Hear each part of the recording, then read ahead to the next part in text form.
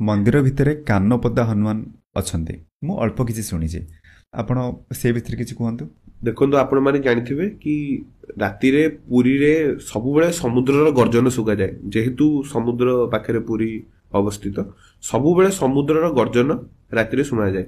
तो महाप्रभु भी राति रे शोइबा जेतବେଳେ ଶୁଅନ୍ତି ତାଙ୍କୁ भी समुद्र गर्जन बहुत जोर से शुगा जाए। सीधा तो कहि परिबेनी जेहेतु ससुर सीधा कहिले खराब भाभी पारती लक्ष्मी की भी कहि पारती जेहेतु तांको बाबा तांको काले खराब लागिवो।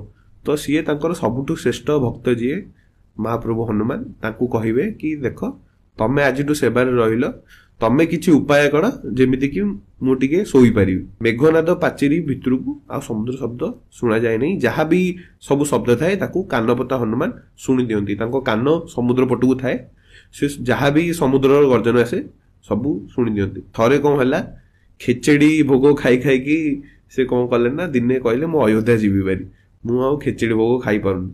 तो सी अयोध्या पलैथिबे जो अयोध्या पलैथिबे राति रे जगन्नाथ पुणी निद भांगी जीव समुद्र गर्जन रे से पुणी हाथ बढ़े कि कान आड़ू भिड़िकी आनी बारी एवं तांकू बांधी थे। आज जाइए भी आप देखिए से बंधा होगी अच्छा तापर तांकू कही कि तुमको जदि खेचेड़ी भल लगुनि तुमको आज लडू भोग हम